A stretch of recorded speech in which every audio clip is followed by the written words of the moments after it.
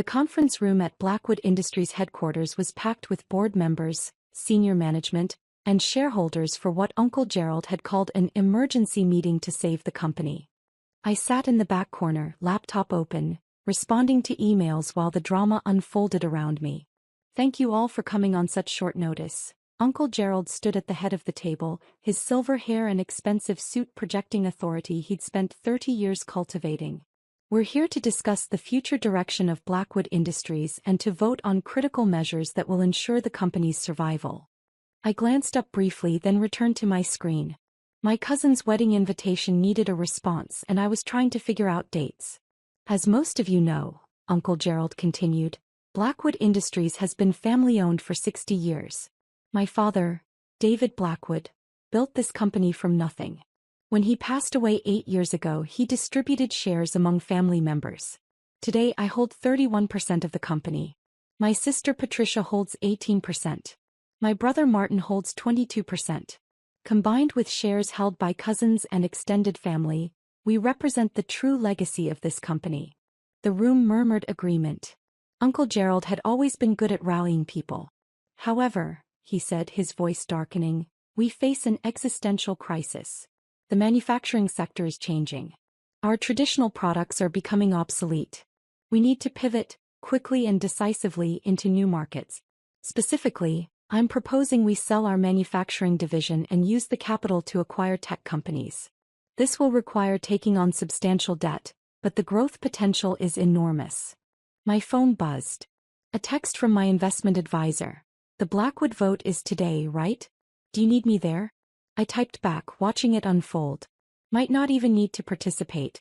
The motion before us today," Uncle Gerald announced, "is to authorize management, specifically me as acting CEO, to execute the following: sell the manufacturing division for $340 million, acquire a 60% stake in Tech Venture Solutions for $280 million, and take on $150 million in bridge financing to fund operations during the transition." Patricia, my aunt, raised her hand. "Gerald, this seems risky. The manufacturing division is profitable. Why sell it?" "Because profitable doesn't mean sustainable," Uncle Gerald said smoothly. "Manufacturing margins are shrinking. Labor costs are rising. Foreign competition is intensifying. We need to evolve or die, Patricia. This is evolution." "What about the employees?" asked Martin, my other uncle. "The manufacturing division has 347 people. What happens to them?" "Tech Venture Solutions will absorb about 40 in various roles," Uncle Gerald said. "The rest will unfortunately need to be let go. It's not ideal, but it's necessary for the company's survival." I stopped typing and actually paid attention now. "You're firing 300 people," I said quietly from my corner. Uncle Gerald turned, seeming to notice me for the first time. "Ah, Ryan. Glad you could join us. I know these board meetings aren't usually your thing." "I'm here," I said simply. "Ryan owns a small percentage of shares," Uncle Gerald explained to the room, his tone just condescending enough to be noticeable. "A token amount his grandfather left him. He's technically a shareholder, so he's entitled to attend." "How much do I own?" I asked. "I believe it's 3%, Uncle Gerald said dismissively. "Maybe 4%. Enough to make you feel included, but not enough to matter in real decisions." "And the motion passes with majority vote?" I confirmed. "Correct," Uncle Gerald said. "We need 51% to approve. I have 31%, Patricia has 18%, Martin has 22%. That's 71% right there. Your small vote won't matter, Ryan. The real shareholders will decide this." "The real shareholders," I repeated. "Family members who've been involved in the business for decades," Uncle Gerald clarified. "People who understand how companies actually work. No offense, Ryan, but you're 33 years old and you spend most of your time traveling and working on your laptop. You don't exactly have the experience to weigh in on corporate strategy." I nodded and returned to my laptop, pulling up a specific file. "Let's proceed with the vote," Uncle Gerald said. "All in favor of authorizing management to execute the proposed restructuring, selling manufacturing, acquiring Tech Venture Solutions, and securing bridge financing, say aye." "Aye," Patricia said, though she sounded uncertain. "Aye," Martin said more firmly. Several cousins and extended family members added their support. Uncle Gerald was beaming. Motion carries with 74% approval, he announced. Ryan, I assume you're abstaining given your lack of involvement in the company. Actually, I said, still looking at my laptop screen, I'm voting no. Noted, Uncle Gerald said with a patronizing smile. Your 3% opposition is recorded. The motion still passes overwhelmingly. About that, I said, finally closing my laptop and giving the room my full attention. I don't own 3% of Blackwood Industries. 4% then, Uncle Gerald waved dismissively. Either way, it's inconsequential. I own 91%, I said clearly. The room went silent. That's absurd, Uncle Gerald said. Ryan, I know you're not involved in the business, but that's not how share distribution works. The shares were divided among family members when your grandfather died. There is no way you own 91%. Grandpa David distributed 9% among family members, I said calmly. That 9% is what you, Patricia, Martin, and the cousins have been voting with. The other 91% went into a trust, the Blackwood Family Trust, with me as the sole trustee and beneficiary. That's impossible, Patricia said. We would have known. The lawyers would have told us. The lawyers did tell you, I said. It's in the estate documents. Page 47, Section 12B. The Blackwood Family Trust was established with 91% of company shares, to be managed by Ryan Blackwood upon his 25th birthday, with full voting rights and control. I pulled up the document on my laptop and turned it toward the room. Several people leaned in to read. I don't understand, Martin said slowly. Why would Dad do that? Because he knew Uncle Gerald would do exactly this, I said simply. Grandpa spent 60 years building a manufacturing company that employed hundreds of people. He knew Gerald would want to pivot into sexier industries the moment he got control. So he made sure Gerald would never have control. This is a coup, Uncle Gerald's face had gone red. You're staging a hostile takeover of the family company. It's not a takeover, I corrected. It's been my company for 8 years. Since I turned 25. You've just been operating under the assumption that the 9% you collectively hold was the majority. It never was. The CFO, Marcus Chin, a man who'd worked for Blackwood Industries for 20 years, stood up slowly. Mr. Ryan is correct. The share registry shows the Blackwood Family Trust is holding 91% of company stock. I've been sending quarterly reports to the trust for 8 years. I get those reports, I confirmed. I read every one. That's how I knew Uncle Gerald was planning this restructuring. You've been telegraphing it for 6 months, Uncle Gerald. The consultants you hired, the Tech Venture Solutions acquisition rumors, the manufacturing division, efficiency reviews that were really just layoff preparations. If you knew, why didn't you say something? Patricia asked. Because I wanted to see if Uncle Gerald would actually try it, I said. I wanted to see if he'd really try to dismantle everything Grandpa built, fire 300 employees, and bet the company on a leveraged acquisition in an industry he doesn't understand. Tech Venture Solutions is a growth opportunity, Uncle Gerald protested, but his voice had lost its confidence. Tech Venture Solutions is a bubble company with unsustainable burn rates and no path to profitability, I said. I had my analysts review their financials. They're losing $40 million a year with declining user growth. You want to pay $280 million for 60% of a company that will be bankrupt in 18 months. Your analysts, Uncle Gerald said with contempt. What analysts? Ryan, you travel around working on your laptop. You don't have analysts. I own Meridian Strategic Advisors, I said. We provide corporate strategy consulting to mid-size companies. We have 47 employees across 3 offices. I founded it 6 years ago and we generate about $18 million in annual revenue. When I'm traveling and working on my laptop, I'm visiting clients and managing projects. The room was completely silent now. But you never said anything, Martin stammered. At family dinners, at holidays. You just sat quietly while we talked about business. I listened, I said. I learned what you all thought about the company, about strategy, about the employees. And what I learned was that Uncle Gerald wanted to cash out.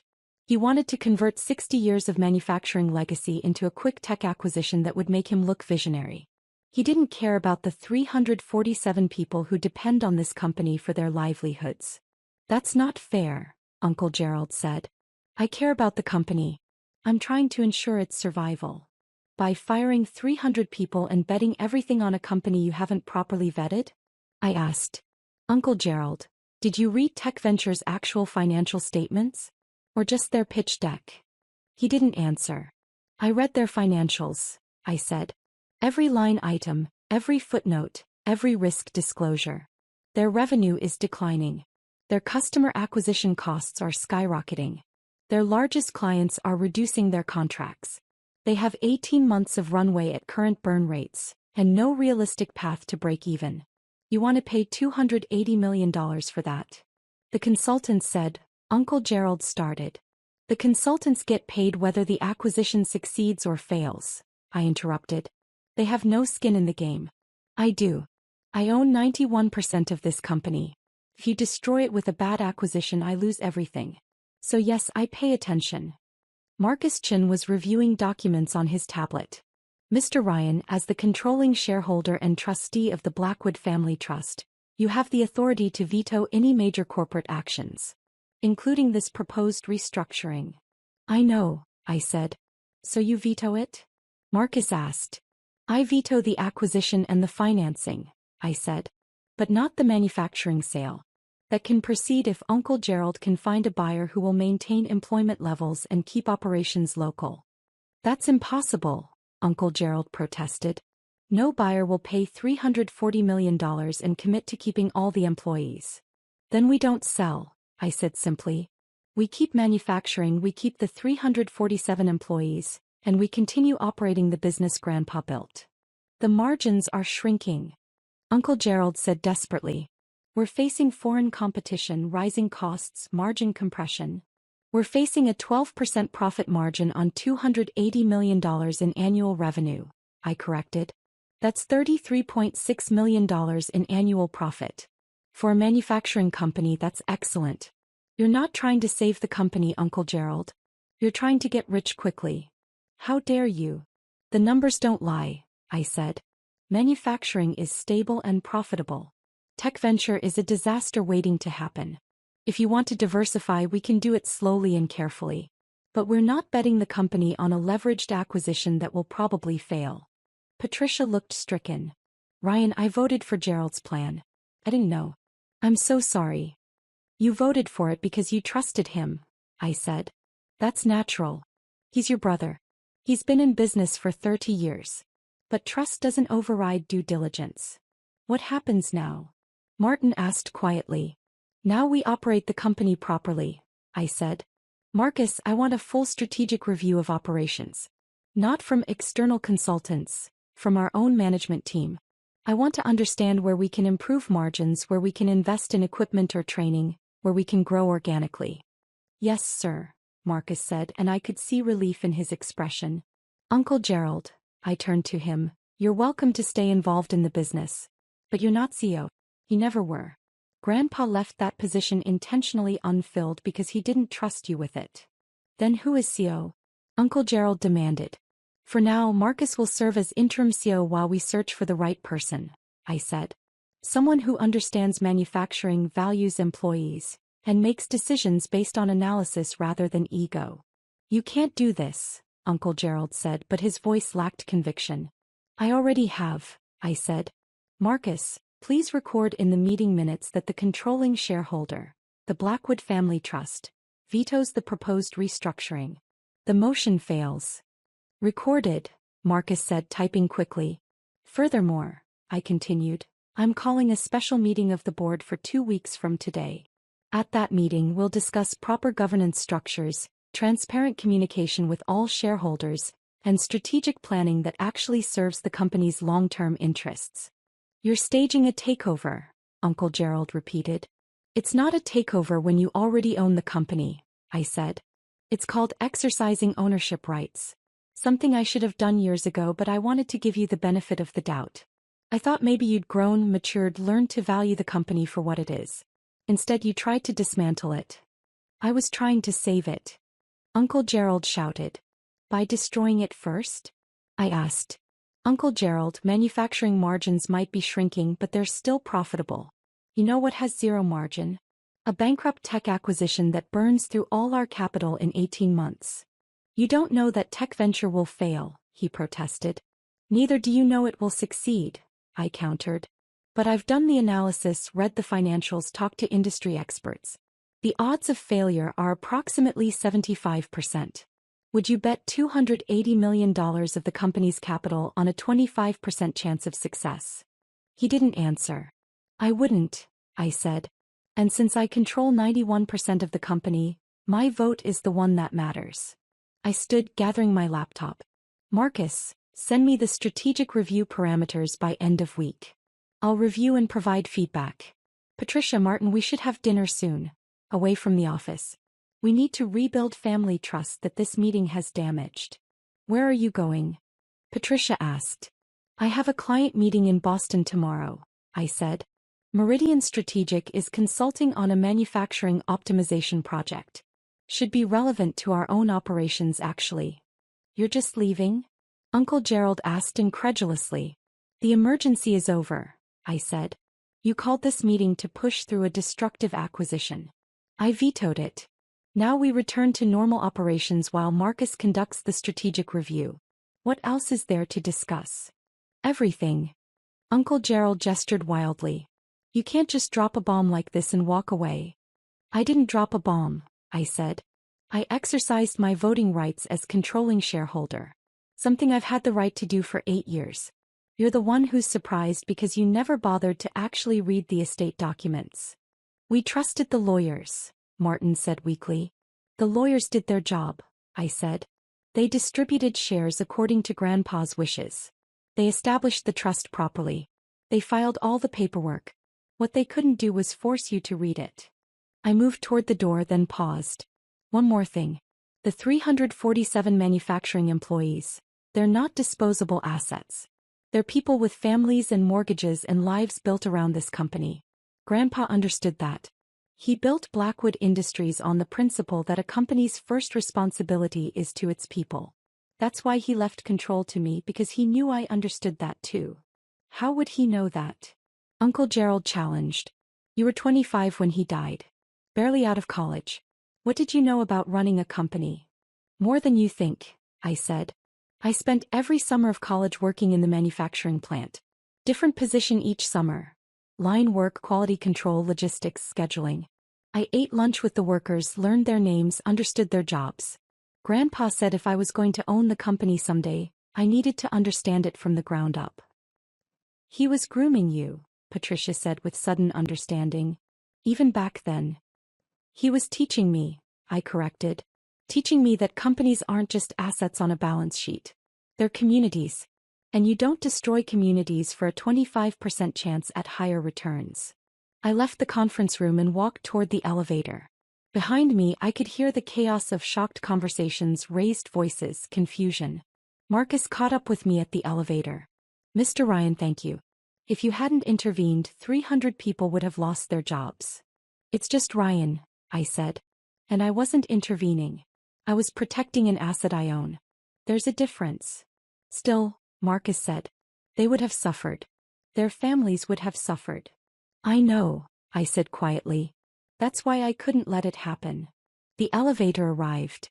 As the doors closed, I saw Uncle Gerald emerge from the conference room, his face red with anger and humiliation. Good, I thought. He needed to feel that. Needed to understand that consequences exist. Needed to learn that being loud and confident doesn't make you right. The next 2 weeks were chaotic. Uncle Gerald tried to rally family members against me, claiming I was too young, too inexperienced, too disconnected from the business to be trusted with control. He travels constantly, Uncle Gerald told anyone who would listen. Works on his laptop from coffee shops. He's not a real businessman. He's going to run Blackwood Industries into the ground. But the numbers didn't support his narrative. When Marcus completed the strategic review, it showed that manufacturing was stable, profitable, and actually positioned to grow if we invested in modern equipment and expanded our product line. More importantly, when extended family members started actually reading the estate documents, finally, they realized that Grandpa David had been explicit about his reasoning. I found the key passage and emailed it to everyone. I leave controlling interest in Blackwood Industries to my grandson Ryan because he understands what I've spent 60 years trying to teach this family. That a company's worth is measured not in its stock price or its acquisition potential, but in the lives it sustains and the community it serves. Gerald will want to sell. Patricia will want to play it safe. Martin will want to expand too quickly. But Ryan understands that slow, steady growth that protects employees is worth more than risky ventures that might make us rich or might destroy everything we've built. After that email circulated, the family opposition quieted. Not everyone agreed with Grandpa's decision, but they couldn't argue with his explicit wishes. I had dinner with Patricia and Martin 2 weeks after the emergency meeting as promised. "I'm sorry," Patricia said immediately. "Ryan, I should have questioned Gerald more closely. Should have asked for the actual financial analysis instead of trusting his presentation." "You trusted your brother," I said. "That's not wrong. But trust should be accompanied by verification, especially when 300 jobs are at stake." "Why didn't you tell us?" Martin asked. "About the trust, about your ownership. We could have been working together all these years." "Could we?" I asked. "Martin, at last year's Christmas dinner, you mocked my laptop lifestyle and said I needed to get a real job. Patricia, you told your friends I was the struggling consultant in the family. Uncle Gerald has called me inexperienced, disconnected, and naive at various family gatherings for 8 years. Would you really have worked with me?" They were silent. "I kept quiet because I wanted to see who you all really were," I said. "What you really valued. Whether you cared about the company or just the money it could generate. Grandpa gave me time. He said the trust wouldn't fully vest until I was 30, so I had 5 years to watch and learn before I needed to act." "And what did you learn?" Patricia asked. "That Uncle Gerald is greedy, you're risk-averse, and Martin is impulsive," I said bluntly. "But also that you all care about the family, even if you don't always understand what's best for it. That's why I'm not cutting you out. You'll remain shareholders. You'll receive dividends. You'll be consulted on major decisions. But the final authority rests with the trust. With me, because that's how Grandpa designed it." "And Meridian Strategic Advisors?" Martin asked. "That's really your company?" "Really mine," I confirmed. "Founded it 6 years ago with $100,000 I saved from working in the plant during college. Grew it to 47 employees and $18 million in revenue. We specialize in helping mid-size manufacturers optimize operations." Seemed relevant to my eventual role at Blackwood. "You've been preparing for this your entire adult life," Patricia said with something like awe. "Grandpa told me at 20 that I'd eventually control the company," I said. "He gave me a roadmap. Work in the plant to understand operations, start my own business to understand entrepreneurship, build expertise in manufacturing optimization to understand the industry." I followed the roadmap. "What about Uncle Gerald?" Martin asked. "What happens to him?" "That's up to him," I said. "He can stay involved in a reduced capacity, consulting on business development or strategy. But he's not making unilateral decisions anymore. Not after trying to push through a $280 million acquisition he hadn't properly vetted." "He's humiliated," Patricia said. "The whole family knows he tried to override you and failed." "He humiliated himself," I corrected. "I just declined to be complicit in a bad decision." Marcus's strategic review was completed 4 weeks after the emergency meeting. His recommendations were practical and achievable. Invest $12 million in modern manufacturing equipment to improve efficiency by 18%. Expand the product line into adjacent markets with existing machinery. Increase quality control standards to reduce defects by 40%. Implement employee training programs to improve skills and reduce turnover. Establish a modest R&D budget to develop proprietary processes. Total investment, $18 million. Expected return, $8 million in additional annual profit within 3 years. No debt required. No employees fired. No risky acquisitions. I approved all recommendations. Uncle Gerald attended the board meeting where we discussed the strategic review, but he sat in the back and said nothing. His earlier confidence had evaporated, replaced by barely concealed resentment. After the meeting he approached me in the parking lot. "You made me look like a fool," he said. You made yourself look like a fool, I corrected. I just prevented you from destroying the company in the process. Tech Venture Solutions is going to be huge, Uncle Gerald insisted. In 5 years, you'll regret not acquiring them. In 5 years they'll probably be bankrupt, I said. But if I'm wrong, I'll acknowledge it. Will you acknowledge if I'm right? He didn't answer. Uncle Gerald, I don't enjoy this conflict, I said. I'd rather work together. But that requires you accepting reality, that I control this company, that my decisions are final, and that I'm not going to rubber stamp risky acquisitions just because you're enthusiastic about them. You're 33 years old, Uncle Gerald said. What do you know about running a company? More than you'd expect, I said. I've been CEO of Meridian Strategic for 6 years. I've consulted on manufacturing operations for dozens of companies. I've read everything I can about the industry.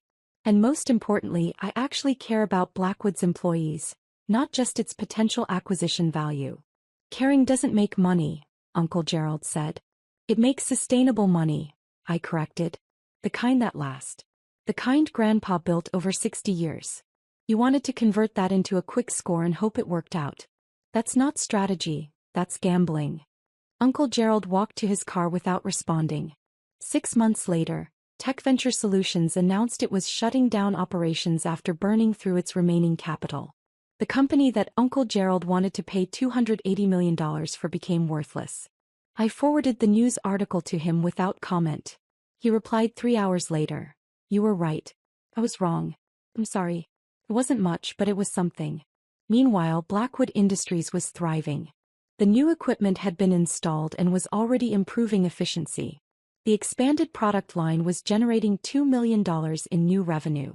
Employee morale had improved dramatically once word spread that the layoff threat was gone. Marcus approached me after the quarterly board meeting. Ryan, the board wants to formally offer you the CEO position. You've been making the decisions anyway. Might as well make it official. I'm already CEO of Meridian Strategic, I said. I don't need another title. Then let me be CEO and you be chairman, Marcus suggested. But either way we need you more involved. More visible. The employees want to know who saved their jobs. The employees don't need to know, I said. They just need to know their jobs are secure and the company is stable. That's not how leadership works, Marcus said gently. People need to see who's steering the ship. You can't hide in the background forever. I'm not hiding, I said. I'm just not seeking attention. There's a difference between seeking attention and accepting responsibility, Marcus said. You own 91% of this company. You make the final decisions. You determine the strategy. That's leadership, Ryan. Own it. I thought about that. About Grandpa David, who'd been a visible, active presence in the company until the day he died. About how the employees had respected him because he knew their names, understood their work, made decisions that protected them. Okay, I said finally. I'll be chairman. Your CEO with full operational authority.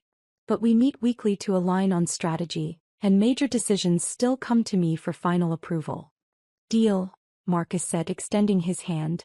We shook on it. The announcement went out the following week. Ryan Blackwood, age 33, was named chairman of the board of Blackwood Industries. Marcus Chin was promoted from CFO to CEO. The press release included a quote from me. Blackwood Industries has been family-owned for 60 years because we value stability over flash, employees over equity, and sustainable growth over risky ventures. That tradition continues. Uncle Gerald saw the press release and called me. Chairman at 33, he said. Must feel good. It feels like responsibility, I said. Which is less fun than you'd think. I've been thinking about what you said, Uncle Gerald continued. About caring about employees, about sustainable growth. I thought you were just being naive. Turns out you were right and I was wrong. We were both right, I said. You were right that the company needs to evolve. I was right about how to evolve responsibly. Maybe we can combine those insights going forward. You'd still work with me? Uncle Gerald sounded surprised. After I tried to override you? Your family, I said. And despite your flaws, you have good instincts about market opportunities. You just need someone to reality check your enthusiasm. That's what the board is for. I appreciate that, Uncle Gerald said quietly. And Ryan, your grandfather chose well. You're exactly the kind of leader this company needs. Thanks, Uncle Gerald, I said. That means a lot. 2 years later, Blackwood Industries was stronger than ever. Revenue had grown to $312 million. Profit margins had increased to 15%. Employee retention was at 94%, one of the highest in the industry. Uncle Gerald had found his niche in business development, where his enthusiasm and connections were valuable but his decisions were checked by analysis and oversight. Patricia had taken an active role in human resources, where her cautious nature and desire to protect people served the company well. Martin had become head of R&D, where his impulsiveness translated into creative problem-solving. And I split my time between Meridian Strategic and Blackwood Industries, using lessons from one to inform the other. At the annual family dinner, Uncle Gerald raised his glass. To Ryan, who had the wisdom to see what the rest of us missed. And to David Blackwood, who knew his grandson would grow into the leader this company needed. To Grandpa David, I said, raising my own glass. Who taught me that real success isn't measured in acquisition deals or stock prices. It's measured in stable jobs, strong communities, and companies that last. We drank to that. And I thought about how close it had come, how close Uncle Gerald had come to destroying 60 years of legacy with one bad acquisition.